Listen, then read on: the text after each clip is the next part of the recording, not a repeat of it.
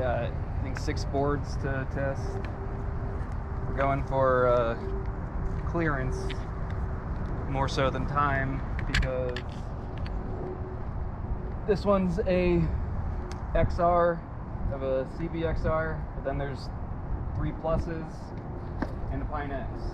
So those are all different, but we're all at 100%. We're all at Mission or Skyline, or Pacific rather, and we're all at 20 psi. And so we're going to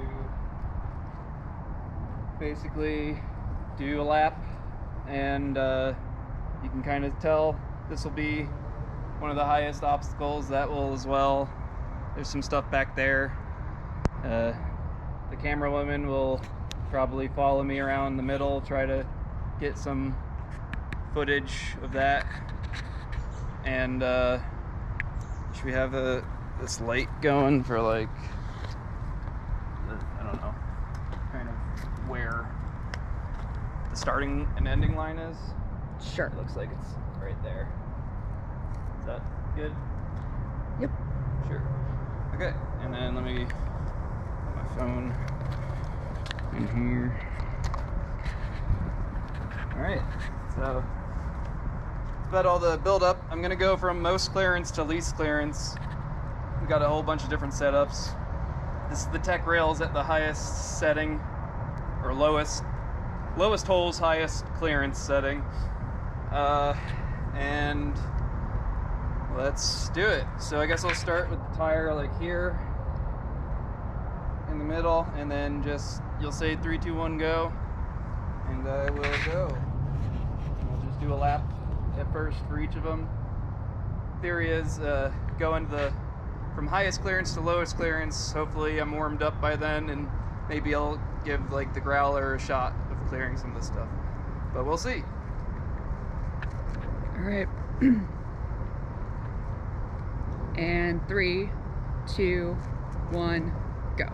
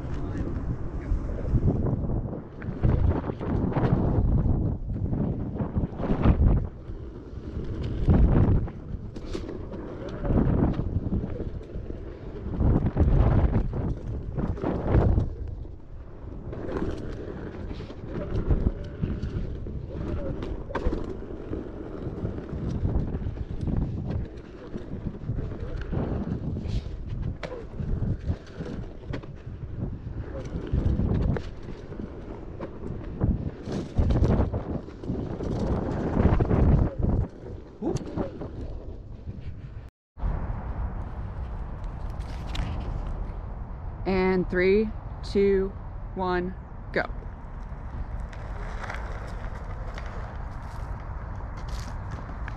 Oh. Good test. I wonder if it was overcharged, or if this board just isn't gonna cut the mustard.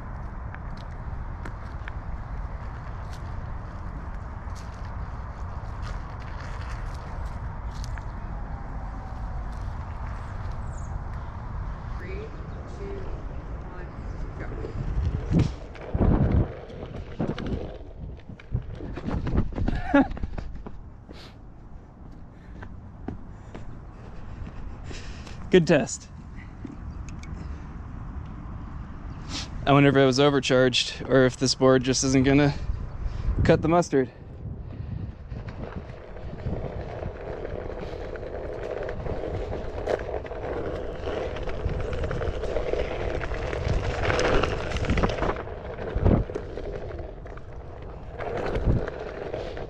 Could be a bad inductor too.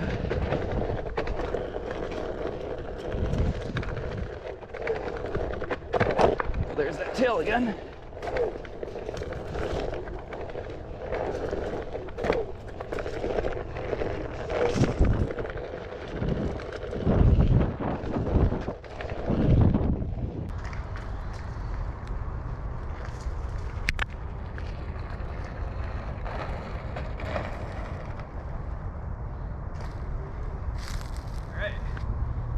Other than that little flub at the beginning, not too bad. A little more scrapage.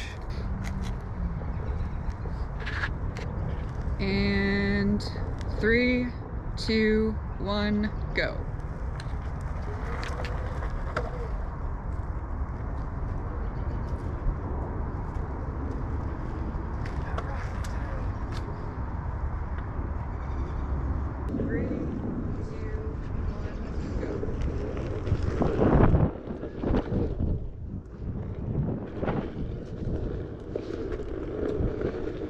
Power off that time.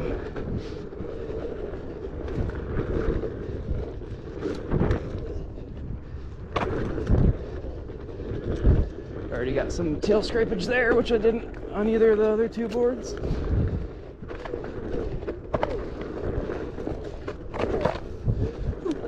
A lot of scraping there. And some more.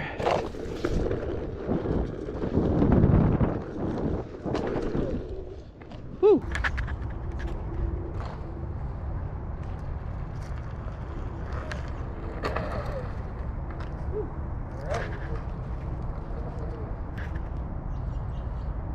Not so bad. Besides scraping on the way down, I wasn't anticipating that. So far I've done it on all three boards. The worst on this one, the lift kit scraped a little, and then the tech rails I only scraped once. I can counteract that if I lean forward more, but I got 3 more boards to go and I don't want to pitch over the handlebars, so I'm okay with a tiny bit of scrapage, and I think it's a good comparison either way. 3, 2, 1, go.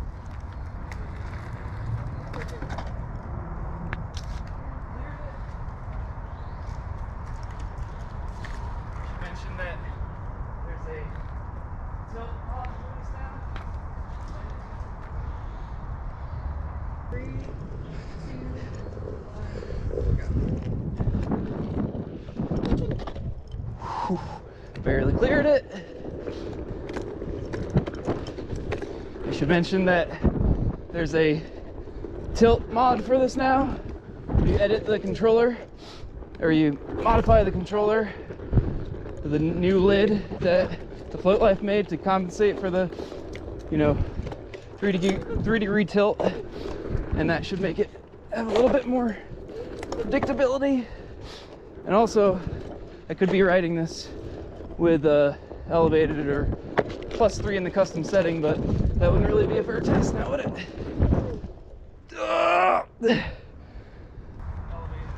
+3 in the custom setting, but that wouldn't really be a fair test now, would it? All right, worst by far, but that's not what these are for, so makes sense.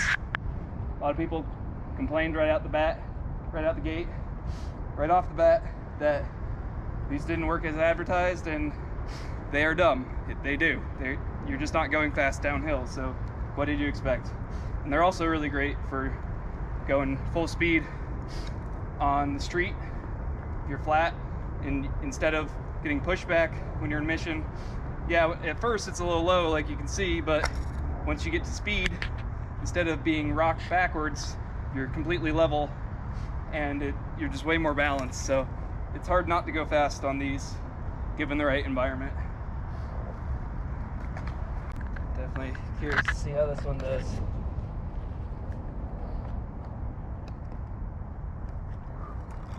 Three, 2, 1, go.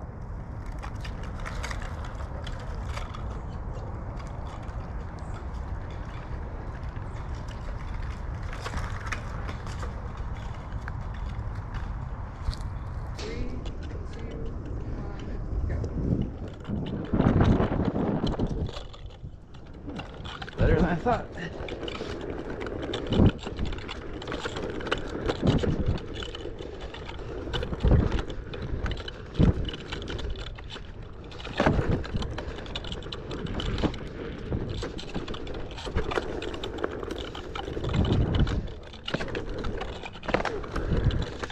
tail action.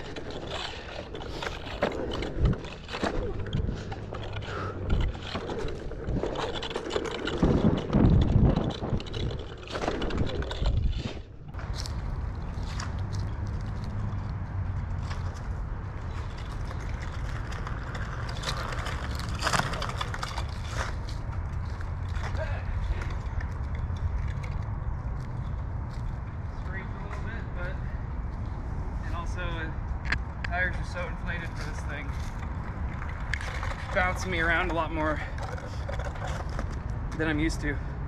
There's two ways to ride trails. You can underinflate your tire. Sometimes 200-pound people will do 12 psi, and then they absorb all the bumps and roots and rocks, and you can just ride straight over it. Or you can be, you know, if you're 100 pounds, you can inflate your tire to 30. It's exaggeration, but to make the point, then you're bouncing off of everything instead of absorbing it and pretty much falling with style down the course. They are making WTF minis, or they made a limited run of 50 of them or whatever, and the trail rails are also coming out with shorties. When I get my trail rails in, I will conduct this experiment again, probably with all 7 setups. That'll be pretty much every rail of note being tested. So let's do it. And 3, 2, 1, go.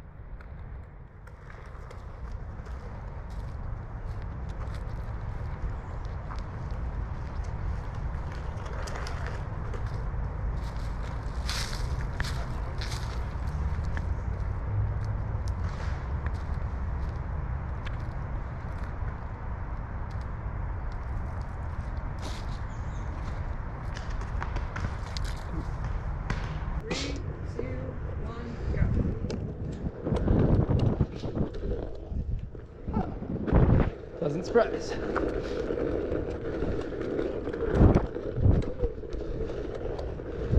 Probably normally wouldn't ride with this at 20 psi though.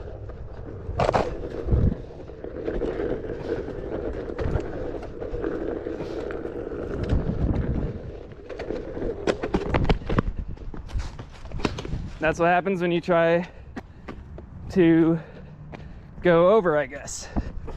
Let's try that again.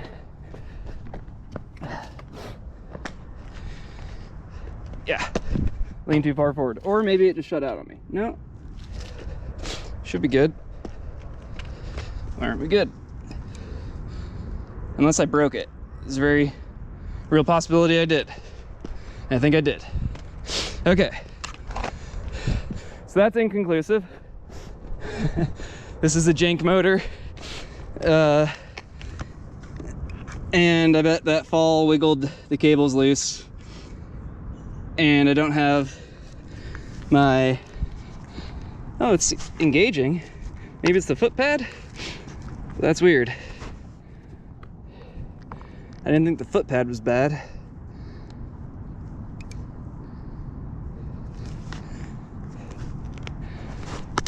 Well,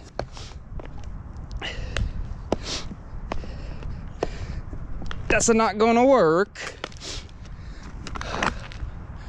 DNF. Take her back to the shop, see what's up, but we're gonna finish on foot, maybe pretend, see how it would have done.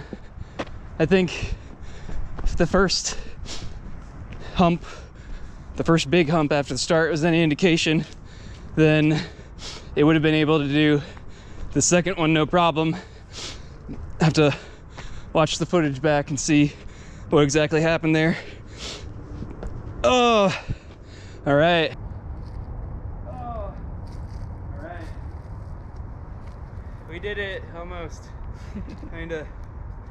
Well, that just goes to show I need to get the trail rails in, and then we'll have a full comparison. But when this was working, it was surprising how well it handled. yeah, probably need to work on that little scrapey bump after the berm there on my own time when I'm not filming this and breaking boards live on camera. So that's the good thing about having a shop, is you can go in, fix it, and then break it again. So hopefully this was helpful. Be doing more of this. See ya.